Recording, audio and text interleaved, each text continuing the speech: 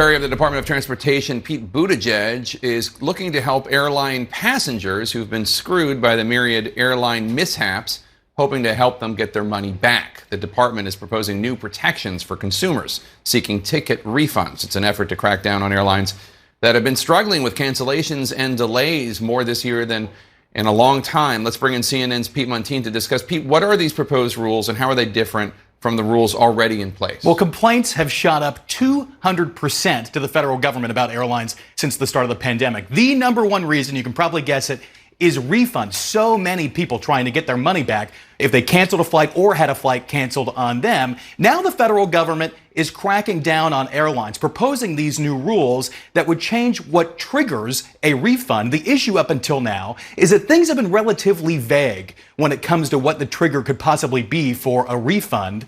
Until now, the Department of Transportation have said that if a flight is significantly changed, that could lead to a refund for a passenger from an airline. Now, the Department of Transportation is offering some specifics. It says if a departure time of your flight changes by 3 hours for a domestic flight, plus or minus, 6 hours for an international flight, that could lead to a refund. If the departure or arrival airport changes, if the number of connections on your itinerary increases, and if the airline changes the type of aircraft being used to operate a flight, which causes a significant downgrade in your in-flight experience. Remember, airlines have been struggling this summer with cancellations. 39,000 flights canceled since Memorial Day, according to FlightAware, by airlines in the U.S. Transportation Secretary Pete Buttigieg warned airlines to get their acts together. I want you to listen now to what he told New Day this morning about how this is only part of how airlines will be held to account.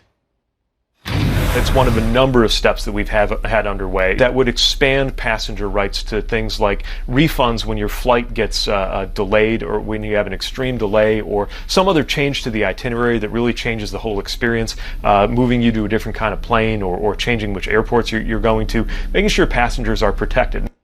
You can submit public comment about these proposed rules on the Department of Transportation's website. It's only been live for less than 24 hours. More than 100 comments have already been submitted. It seems like everybody has a story about this, Jake. Big public hearing coming up on August 22nd. We should note, these are proposed changes. They have not happened. Right. And there are lots of hurdles, and Washington, D.C. has a lot of lobbyists who work for companies like the airlines. The airlines, of course, will chafe against this, and they have been vehemently defensive about whether or not they give people refunds. You know, the airlines have said that they are on the up and up, and they are following the rules to the letter of the law, although even still, the government says they need to get their act together and start giving people their money back. By the way, these are only refunds in terms of vouchers or credits, and they can be used indefinitely. No expiration date on these, but it's not like cash going from the airline back into your pocket. Yeah, the airlines love those sneaky expiration right. dates. And tell me about American Airlines cutting back flights in September and October.